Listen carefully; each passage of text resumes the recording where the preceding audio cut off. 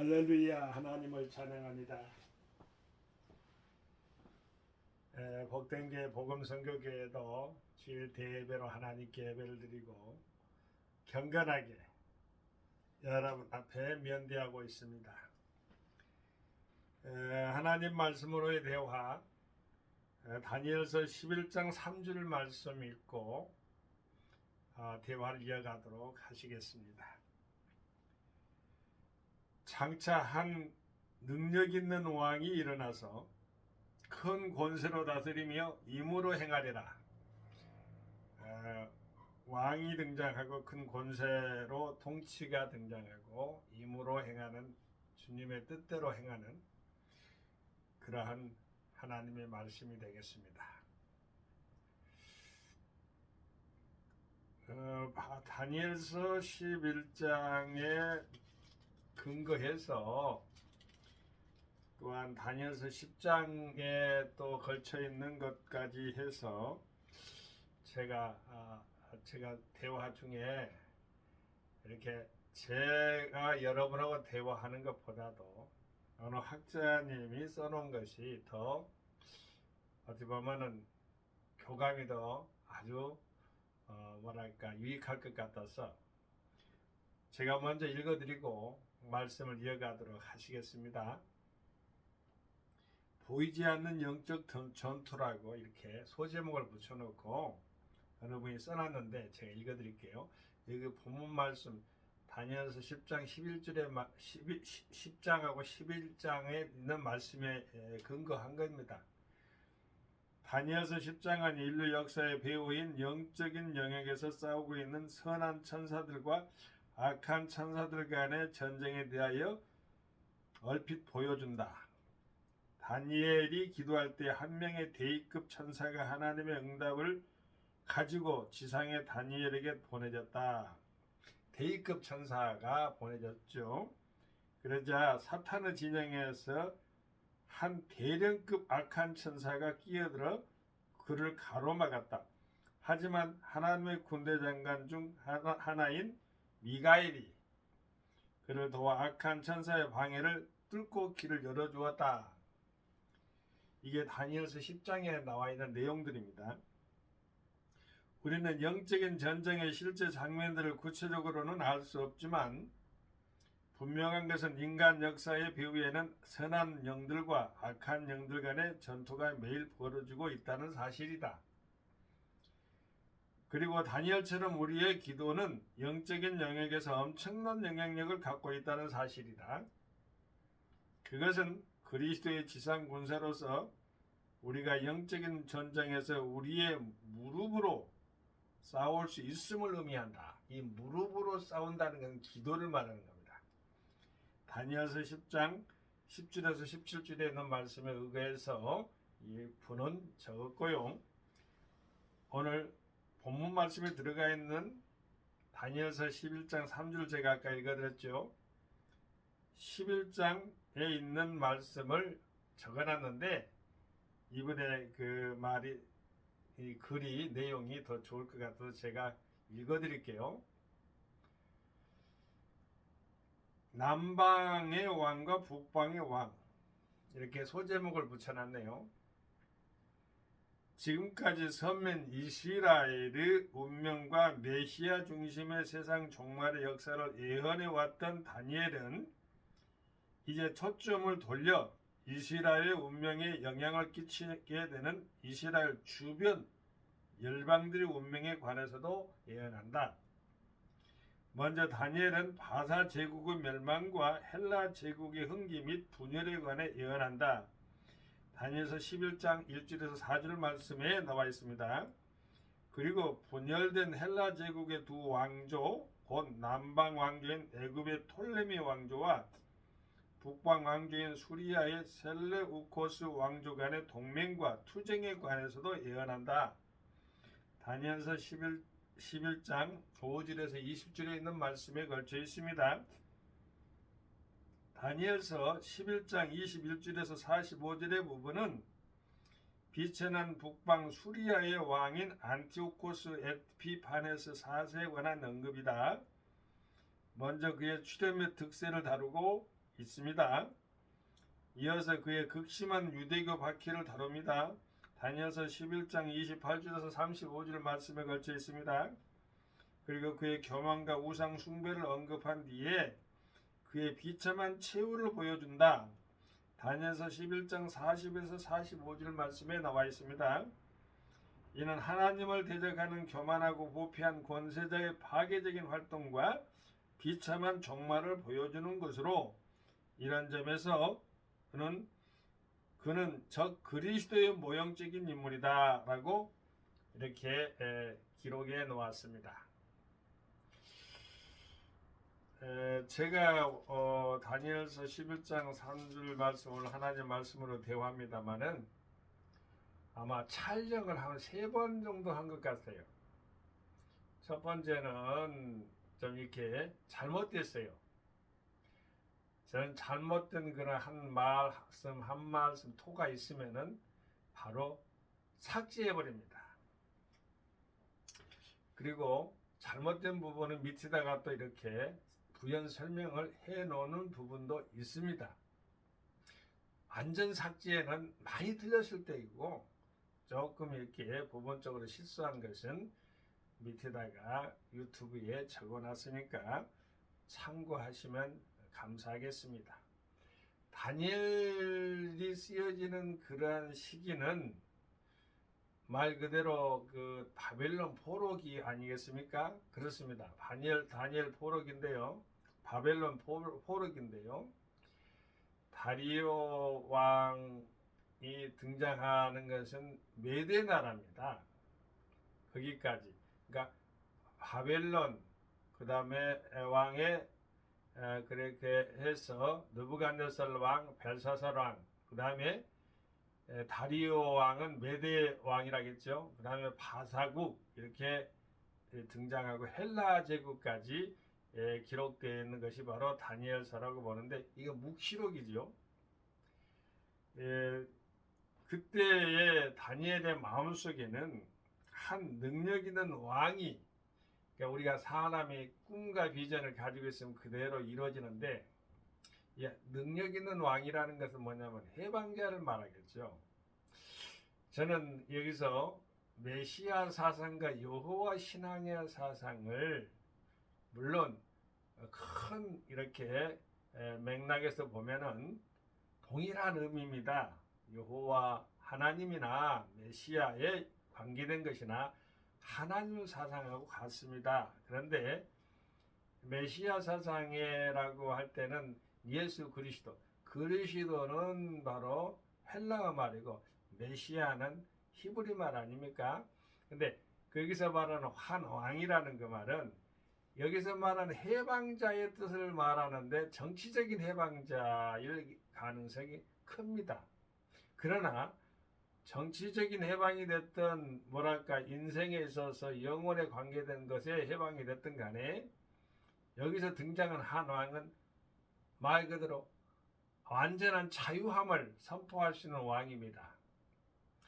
그런데 이제 구체적으로 이렇게 들어가서 보면은 다니엘이 쓰여질 때는 물론 많은 시가서나 그런 해당에 있어서 그런 것 율법이나 토라나 이런 것들이 정립되는 그런 부분도 있어요. 편집돼 가지고 바로 이스라엘 사람들이 유대인들이 하나님의 말씀을 보존한 민족 아닙니까? 그런데 그때 당시에도 그랬다는 겁니다. 근데 다니엘 살았던 시대는 물론 그 자체적으로 보면은 이사야 시대 그리고 그 이후에 그 말 그대로 다니엘의 포로기에 이렇게 팔려가 가지고 유대인들이 완전히 예루살렘 성이 완전히 파괴돼 가지고 중간기라는 암흑기를 거칩니다. 그것도 200년도 아니고 300년도 넘는 그런 세기를 거칩니다.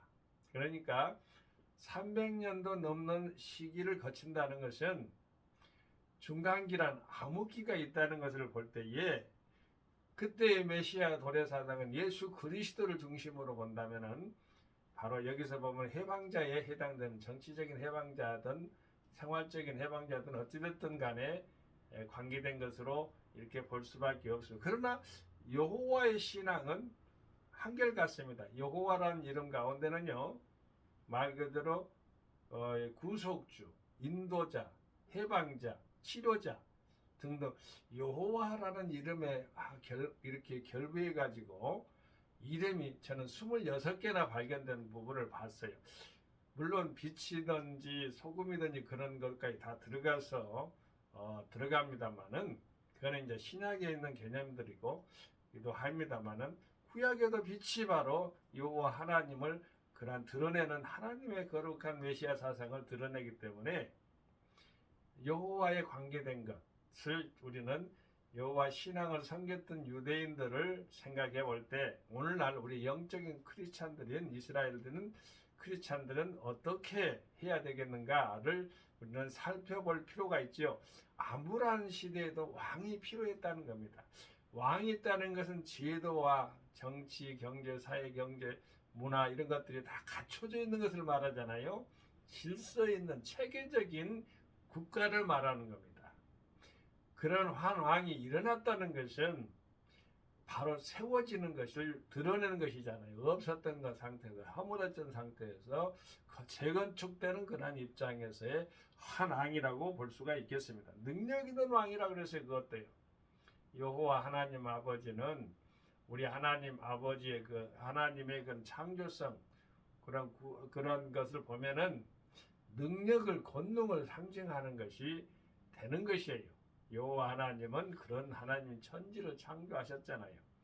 그것보다 더 큰 능력 있는 올마이티 갓인데 능력 있는 하나님의 이름이 성호가 어디가 있겠어요? 여호와라는 이름은 그렇다는 겁니다.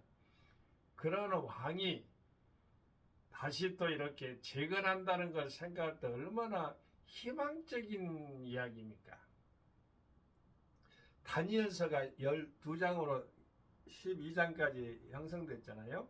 여기 11장에서 이렇게 보여준 것은 나중에 보면은 대부분 보면은 선지서들을 보면은요, 선지서들 자체가 다 처음에는 이렇게 절망적인 상태 속에서 어찌됐든 처한 환경일지라도 나중에는 결말의 부분에서는 다 희망적인 그러한 부분들이 많이 드러나는 것을 보게 될 텐데 여기 대소선지서 다 그렇습니다. 거의 다 대부분이 그렇다고 보면 되겠습니다. 그것은 어떠해서 그러느냐, 우리 하나님께서는 때리시고 어루만지신 하나님, 이렇게 해서 결국에는 치료하시는 하나님, 구원의 하나님을 드러내기 때문에 그렇다고 보면 되겠습니다. 여기 보면은 한왕이 일어나서 큰 권세로, 능력과 권세, 힘이 있어야 되잖아요. 권능이 있어야 되잖아요. 힘이 없으면 아무 소용 없잖아요. 근데 하나님은 힘이 있는 왕이십니다. 한 왕이 그렇습니다. 저는 여기서 이제 뜻에 대해서 임으로라는 말이 나오니까 다스리며 통치는 우리가 잘 여러분 이해하죠. 전부. 그런데 임으로 행하리라 이렇게 나와 있어요. 자기 스스로의 걸림돌이 없이 자기 자행 스스로 하면서 스스로 행하면서 자기의 뜻대로 모든 것을 펼칠 수 있는 것이 임으로 하는 것이에요. 우리 인간의 뜻은 사탄 마귀 귀신들이 끼어서 생각을 끼어있기 때문에 하나님의 뜻하고는 배치돼요. 하나님의 뜻에 맡기는 것, 하나님의 뜻을 따라가는 것 바로 하나님의 사람이라고 볼 수가 있고 성령의 사람이라고 볼 수가 있습니다. 저는 우리 교회에서는 내면 경건 영성이라고 해가지고 우리 안에서 하나님 말씀을 세우는 것을 이렇게 강조를 하는데요. 인물 역할 성경에 보면은 아무튼 수가 뭐 수천 명이 됐든 어쨌든 간에 인물들이 이름들이 많이 등장하잖아요. 그래도 중심적인 그 핵심적인 대표적인 역할적인 이름들이 있어요. 아담부터 그잖아요. 하와도 그렇고요. 아담과 하와가 하나님 말씀을 어긴 이후에 그런 것들, 그다음에 뭐 카인과 아벨도 그렇고 그 대표성을 드러냈어요. 노아도 그렇고 노아의 후손은 셈, 함, 야벳이 있고 아브라함이 있었고 그 아브라함의 그러한 자손들 가운데 이제 이삭, 야곱이 있었고 그 후에 가운데 모세가 있었고요. 이런 식으로 해서 쭉 가서 하나님의 말씀에 따라서 그 광야의 진행 상황, 그 다음에 여호수아의 가나안 정복 상황, 사무엘 상황에 이어지는 역대 상황, 열왕기 상황, 이런 모든 것들이 말이지요. 전부 다 하나님 아버지의 섭리 가운데서 세계 역사를 주관하는 하나님의 섭리 안에서 인물들을 꼭꼭 세워놨어요. 우리가 잘 아는 다윗이나 모세, 유대인들이 가장 존경하는 인물이 여러분 아브라함 같지만 아브라함이 아니라는 소리를 내가 들었어요. 모세와 다윗이랍니다. 그래서 국기도 보면은 다윗빌이라고 그래요. 왜냐하면 국가를 팽창했던 그런 전성기가 바로 다윗 왕 때 이루어졌기 때문이고, 모세 율법이 형성되어 있죠. 민족적인 시조가 아브라함이라고 그랬잖아요. 제가 우리 비교하면 다르지만 우리 한국에 보면 당군이라고 하잖아요. 근데 이스라엘의 시조가 바로 아브라함이에요. 민족적인 시조가 아담 같지만 아니에요. 아담은 온 인류의 조상이고 시조이기 때문에 그렇게 기억할 필요가 있어요. 그래서 이제 그 이어지는 모든 그런 것들을 통해서, 인물들을 통해서 우리가 하나님의 뜻을 우리가 치사 선택을 잘 할 수가 있어야 되죠. 성경상에 있는 그들의 역할을 통해서 말이죠. 그런데 가장 하나님의 뜻을 잘 받던 효자가 누구였느냐? 우리 주 예수 그리스도예요. 예수 그리스도는 하나님 말씀 안에서 죽기도 하고 살기도 하고, 또한 바로 부활의 놀라운 능력 가운데서 막힘과 걸림돌이 없었어요. 왜 그러느냐? 주님의 뜻대로, 내 뜻대로 마옵시고 주님의 뜻대로라는 말을 쓰셨잖아요. 그러한 주님이기 때문에 걸림이 있을 수가, 장애물, 배리어물이 있을 수가 없지요. 우리 하나님을 찬양합니다. 여러분, 우리 주님께서 한 능력의 큰 권세로 우리를 통치하고 다스린다면은 우리 모든 것은 다 풍족한 가운데서 만족함을 누리면서 살 수가 있는 것이에요. 사랑하는 형제 자매님 여러분, 또한 우리 이양호 박사 선행TV를 시청하는, 이렇게 함께 기도하면서 시청하는 여러분, 우리의 왕은, 만왕의 왕이 누구입니까? 우리 주 예수 그리스도입니다. 이 세상에 어떠한 왕들은 전부 다 모형들이에요. 본질적인 왕이 있어요. 여기서 한 왕이라고 했을 때 우리가 바라봐야 될 것은 저 바벨론, 그 혹독하잖아요. 저 바벨론 제국의 안에 그 노예 생활은 그 혹독한 가운데서도 한 능력 있는 왕을 소망했던 다니엘, 큰 권세로 다스리는 것을 믿었던 다니엘, 그리고 임으로 하나님의 뜻대로 행하시잖아요.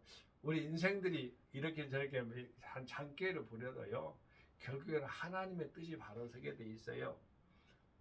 그 말씀을 우리가 안다면은 주님께 더욱더 말씀 가운데서 아멘 하면서 주님의 뜻에 받들어 순종 복종하는 것, 그거는 잘못된 게 아니에요. 또 오히려 떳떳한 것이고 당당한 것이에요. 그 믿음은 곧 형통한 길이에요. 이 말씀이 정말 여러분, 그리고 섬기는 교회와 가정들 다 함께 말씀 가운데서 이루어지는 놀라운 역사, 은혜 역사가 나타나게 되기를 소망합니다. 읽고 이제 마칠까 합니다. 다니엘서 11장 3절입니다. 장차 한 능력 있는 왕이 일어나서 큰 권세로 다스리며 임으로 행하리라. 이 환경을 보면 우리 생활 속에서도 적용할 수 있겠지만, 바벨론 포로기 때에 이러한 어마어마한 희망적 메시지를 선포했던 다니엘서의 기록, 그 목적을 우리는 잘 기억해서 생활 삶 가운데, 사회생활 가운데나 모든 일상생활에 잘 적용하게 되기를 우리 구세주 예수님 이름 받들어 함께 축원을 드립니다. 아멘. 할렐루야. 성교 샬롬 감사합니다.